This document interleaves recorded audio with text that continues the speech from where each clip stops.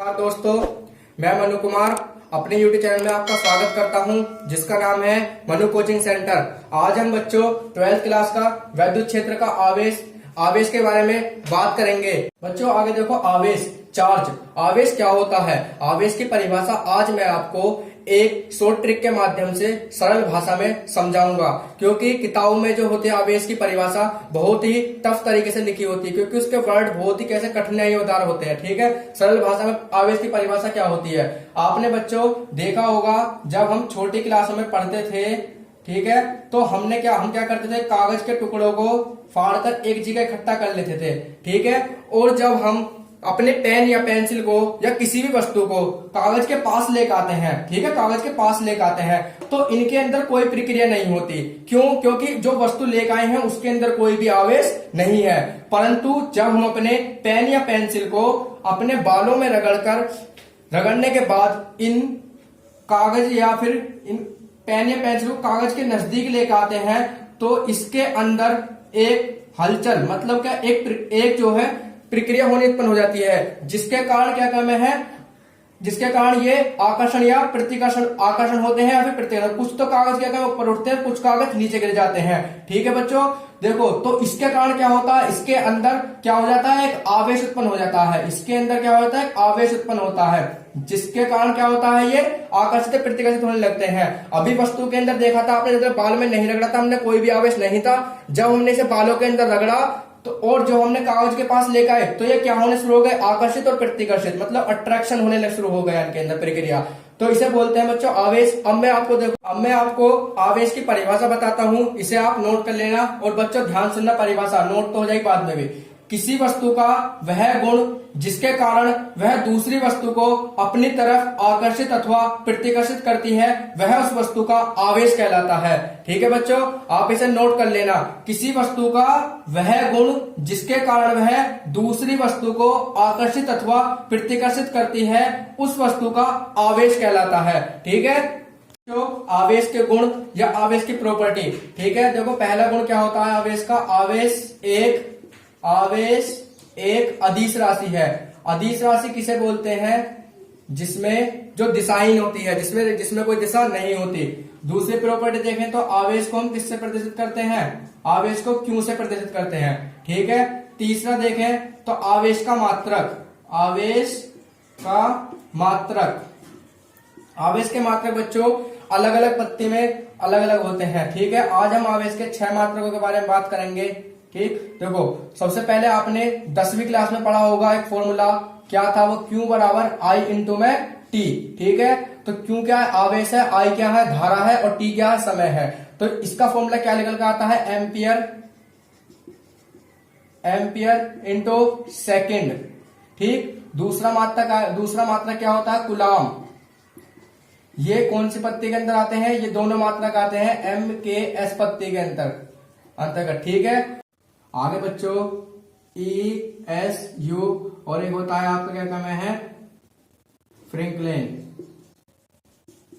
ये जो दोनों मात्रक आते हैं आपके आते हैं CGS पत्ती के अंदर, और एक होता है EMU। ठीक है, और एक होगा फेरिड। ये कोई पत्ती के अंदर नहीं आते, तो इसे बोलते हैं इलेक्ट्रिक स्टैटिक्स यूनिट, ये फ्रैंकलिन, और ये होगा आपका इलेक्ट्रिक मल्टीपल यूनिट। ठीक है, तो बच्चों आवेशित करना, किसी वस्तु को हम आवेशित तीन विधि से करते हैं। पहली विधि क्या है, आकर्षण द्वारा, चालन के द्वारा, प्रेरण के द्वारा। ठीक है बच्चों, अब अगर हमें आकर्षण के द्वारा, पहले बात जानते हैं आकर्षण के द्वारा किसी वस्तु को आवेशित कैसे करते हैं। तो उससे पहले हमें केमिस्ट्री में हमने सीखा होगा परमाणु के बारे में। देखो सबसे पहले क्या होता है, वस्तु के अंदर क्या होते हैं, पदार्थ। ठीक है, और पदार्थ के अंदर क्या होता है, अणु, और अणु के अंदर क्या होता है, परमाणु। ठीक, आज हम बच्चों परमाणु के बारे में बात करेंगे। ठीक, परमाणु जो होता है, परमाणु न्यूट्रॉन और प्रोटॉन से मिलकर बना होता है। ठीक है, और इसकी बाहर की कक्षाओं में कुछ इलेक्ट्रॉन घूमते रहते हैं। ठीक है, इलेक्ट्रॉन जो होते हैं इसकी बाहर की कक्षाओं में होते हैं। ये मैंने कुछ इलेक्ट्रॉन बना दिए हैं। ठीक, इलेक्ट्रॉनों पर चार्ज कैसा होता है, एकदम नेगेटिव, और प्रोटोनों पर पॉजिटिव, और न्यूट्रॉनों पर कोई चार्ज नहीं होता। न्यूट्रॉनों पर कोई चार्ज नहीं होता है। ठीक है, प्रोटोनों पर कैसा चार्ज होता है, प्लस का चार्ज होता है, और इलेक्ट्रॉनों पर कैसा चार्ज होता है, माइनस का चार्ज होता है। ठीक है बच्चों, तो आप देखो ऐसे ध्यान अब इसके अंदर हम प्रोटॉन, ये जो परमाणु होता है ये उदासीन होता है। परमाणु को जो बताते हैं उदासीन बताते हैं, उदासीन। ठीक है, ये उदासीन जो होता है, देखो क्यों होता है उदासीन। अगर मैंने माना इसके अंदर 10 इलेक्ट्रॉन है, ठीक है, और 10 ही क्या है इसके अंदर प्रोटॉन है, ठीक, 10 इलेक्ट्रॉन है 10 प्रोटॉन है, तो अगर इन्हें देखें तो जितने जितने इसके अंदर इलेक्ट्रॉनों पर कैसा होता है माइनस और प्रोटॉनों पर कैसा होता है प्लस का, जितने इलेक्ट्रॉन होते हैं इतने प्रोटॉन, दोनों का क्या आ गया 0। तो इसका मतलब परमाणु कैसा होता है, परमाणु हरदम होता है कैसा, उदासीन।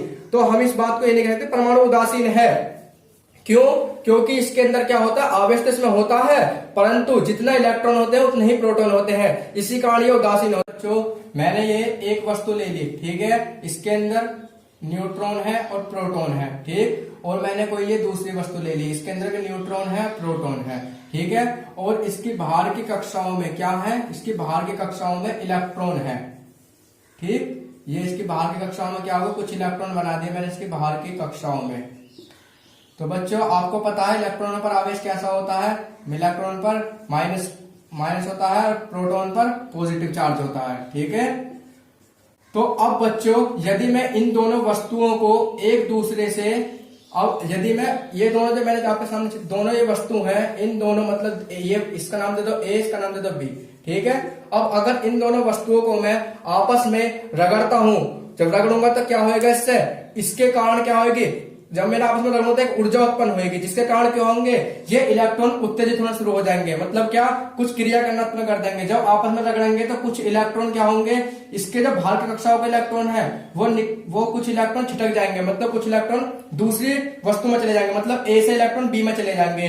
तो इससे क्या होगा, मैंने माना इसके ऊपर 12 इलेक्ट्रॉन है और इसके ऊपर क्या है 10 प्रोटॉन है, ठीक है, 10 प्रोटॉन हो गए, इसके अंदर 10 इलेक्ट्रॉन है और 12 क्या है प्रोटॉन है, ठीक है, 10 क्या हो गया इसका प्रोटॉन। तो बच्चों मैंने क्या बताया, इसके ऊपर से कुछ 2 इलेक्ट्रॉन निकलकर इसके पास पहुंच गए, वस्तु ए के पास से 2 इलेक्ट्रॉन निकलकर वस्तु बी के पास पहुंच गए, तो इस पे कितने इलेक्ट्रॉन बचेंगे, ये बचेंगे 10 इलेक्ट्रॉन और प्रोटॉन की संख्या 10 उतनी ही रहेगी। यहाँ इलेक्ट्रॉन कितने हो जाएंगे, यहाँ हो जाएंगे 12 इलेक्ट्रॉन, ठीक, और प्रोटॉन कितने हो जाएंगे आपके 14 प्रोटॉन हो जाएंगे, ठीक है, 12 प्रोटॉन।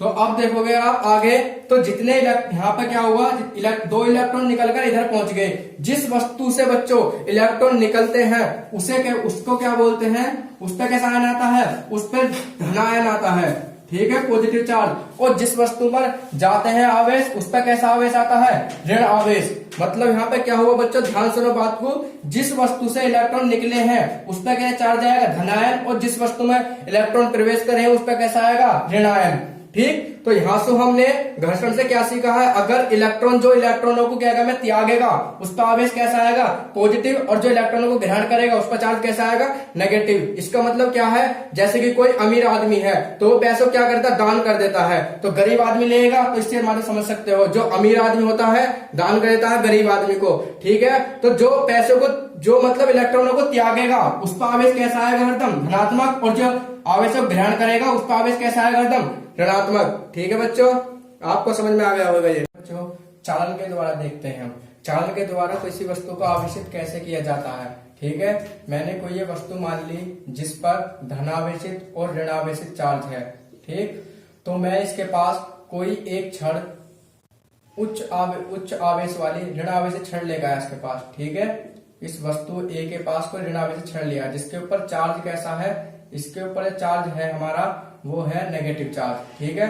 तो नेगेटिव चार्ज से आप जानते हो बच्चों ने पीछे बताया है, जो नेगेटिव चार्ज होता है तो किससे अट्रैक्शन करेगा, वो करेगा धनावेशित को अट्रैक्शन करेगा, ठीक है। मतलब पॉजिटिव चार्ज को नेगेटिव चार्ज अपने तरफ को अट्रैक्शन करेगा, जिसके कारण क्या होगा, ये प्लेट जो है जितने भी इसके अंदर नेगेटिव चार्ज होंगे वे कहाँ की तरफ निकल, बाहर की तरफ भगने स्टार्ट कर देंगे, ठीक है। प्लस वाले चार्ज कहाँ भगाएंगे ना, बाहर की तरफ, और ये प्लेट माइनस वाले तो प्लस वाले चार्ज कहाँ आएंगे, माइनस वाले चार्ज की तरफ को। मतलब देखो अगर हमारे किसी भी आवेश के ऊपर प्लस प्लस चार्ज है, ठीक है, तो बल कौन सा लगेगा इस पर, ठीक है, प्रतिकर्षण। अगर माइनस माइनस वाले आवेश है हमारे पास, ठीक है, कौन से आवेश है, माइनस माइनस, तो बल कौन सा लगेगा इस पर, जब भी प्रतिकर्षण। और यदि हमारे पास कैसे चार्ज है, एक धनात्मक और एक ऋणात्मक है, तो चार्ज कौन सा लगेगा हमारे पास, तब लगेगा प्रतिकर्षण, तब लगेगा आकर्षण, सॉरी, ठीक है। यदि चार्ज हमारे पास कैसे हैं, एक प्लस का और एक माइनस का, एक पॉजिटिव और एक नेगेटिव, तो बल लगेगा आकर्षण। और नहीं तो लगेगा कैसा, प्रतिकर्षण। ठीक है, जिस देखो अब इस पर जो बल हुए, जब हम प्लेट को इसके पास लेकर आएंगे तो क्या होगा, धनायन तो इसके पास आ जाएंगे, ठीक है, और ऋणायन कहाँ हो जाएंगे, बाहर की तरफ निकलना स्टार्ट हो जाएंगे। मतलब कैसे हो जाएंगे, ऋणायन सारे बाहर आ जाएंगे। और जब हम इस प्लेट को हटा लेंगे इससे, मतलब जो उच्च आवेश क्षण लेकर आए थे इसे हटा लेंगे, तो इस पूरे प्लेट के ऊपर आवेश जो आ जाएगा वो कैसा आवेश आ जाएगा, ऋण आवेशित हो जाएगी। ये कैसी हो जाएगी, ऋण आवेशित। ठीक है, और अगर इसका हम विपरीत देखें, ये वस्तु मान ली मैंने ए, इस पे भी कैसा चार्ज है, वो चार्ज है दोनों तरह के, प्लस पॉजिटिव चार्ज भी और नेगेटिव चार्ज भी। ठीक है, तो यदि इसके पास में उच्च आवेशित क्षण लेकर आया, उच्च आवेशित धनात्मक क्षण लेकर आया, ठीक है, जिस पर पॉजिटिव चार्ज है, तो इससे क्या होगा, जब इसके पास में से लेकर आऊंगा तो इसके जो नेगेटिव वाले चार्ज है, जो नेगेटिव चार्ज है वो पॉजिटिव चार्ज तो चलेंगे। ठीक है, और आगे चल के प्रक्रिया क्या बनेगी, जो प्लस वाले चार्ज होंगे वो बाहर निकलना स्टार्ट हो जाएंगे। ठीक है, मतलब इसकी बाहर की कक्षाओं में बिल्कुल बाहर कक्षाओं में आ जाएंगे। तो जिसके कारण ये प्लेट कैसी हो जाएगी, अंदर चार्ज बचेगा आपका केवल नेगेटिव चार्ज। ठीक है, फिर मैं इस क्या करूंगा, इस छड़ को जो आवेशित छड़ थी इसे हटा लूंगा, तो इससे ये क्या हो जाएगी, ये बन जाएगी, ये आपका आ जाएगा इसके ऊपर धनावेशित, ये आ जाएगा इसके ऊपर चार्ज धनावेशित। ठीक है बच्चों, अगर हमने किसी भी छड़ को ऋणात्मक छड़ को किसी धनावेशित ऋणावेशित वस्तु के पास लेकर आते हैं तो उस पर चार्ज कैसा होता है, उस पर चार्ज आता है वो आता है ऋणावेशित। और यदि हम धनात्मक छड़ को लेकर आते हैं तो आवेश कैसा आता है, धनावेशित। अगर हम ऋणात्मक छड़ को लेकर आए तो ऋणावेशित आएगा आवेश, और अगर हम धनात्मक छड़ को लेकर आए तो धनावेशित आवेश आएगा। ठीक है बच्चों, इसे आप समझ गए होंगे। ठीक है, तो किसके कारण आता है इस पे, जब ये प्लेट पे कैसा चार्ज था हमारी, ये प्लेट जो थी हमारी, ये जो हमने आवेशित छड़ ली थी उसके ऊपर कैसा था, नेगेटिव चार्ज था। तो इसने क्या करा, पॉजिटिव चार्ज वालों को अपनी तरफ अट्रैक्शन करा, तो इससे क्या होगा, जो माइनस वाले चार्ज है वो बाहर की तरफ निकलेंगे। तो जब हम छड़ को हटा लेंगे तो इस पे जो आवेशित होगा वो कैसा होगा, ऋणावेशित। ठीक है, और जब मैं पॉजिटिव वाले छड़ को इसके पास लेकर आऊंगा तो इससे क्या होगा, पॉजिटिव वाले नेगेटिव वाले को अट्रैक्शन करेंगे, तो जो इस पे क्या करेगा, जो पॉजिटिव वाला चार्ज है वो कहाँ हो जाएगा, वो उसके चारों तरफ बाहर आ जाएगा। ठीक है, जिसके कारण ये प्लेट कैसी हो जाएगी, धनावेशित। ठीक है, ध्यान रखना है, प्लस प्लस का मतलब जब दोनों चार्ज कैसे हैं, प्लस के हैं तो बल लगेगा प्रतिकर्षण, दोनों चार्ज अगर माइनस के हैं तो बल कैसा लगेगा इस पर, प्रतिकर्षण। और दोनों चार्ज, अगर ये चार्ज एक पहला प्लस है दूसरा माइनस तो आकर्षण बल, या फिर पहला माइनस है दूसरा प्लस तब भी बल कैसा लगेगा, आकर्षण। ठीक है बच्चों, आगे हम देखते हैं प्रेरण के द्वारा। प्रेरण के द्वारा, ठीक है बच्चों, प्रेरण के द्वारा कैसे होते हैं आवेशित। मैंने माना है कोई एक वस्तु है जिसके अंदर धनायन है और ऋणायन है, मतलब क्या है, नेगेटिव चार्ज भी और पॉजिटिव चार्ज भी है। इसके पास में कोई एक मैं छड़ लेकर आया या कोई प्लेट लेकर आया जो है धनावेशित, ठीक है, उच्च धनावेशित छड़ है, तो ये क्या करेगी, इन जो उच्च धनावेशित छड़ है ये इसे ऋणावेशित को अपनी तरफ अट्रैक्शन करेगी। ठीक है, ऋणावेशित को तरफ क्या करेगी, अट्रैक्शन करेगी।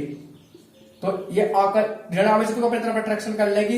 ये क्या बोलेंगे, माइनस चार्ज जो है इधर रहेगा, प्लस चार्ज से कहेगा दूर हट में। ठीक है, तो यहाँ क्या जाएंगे, ये प्लेट के कारण यहाँ पर सारे कैसे आवेश आ जाएंगे, ऋणावेशित, और इधर कैसे हो जाएंगे सारे चार्ज, ये इधर हो जाएंगे आपके धनावेशित।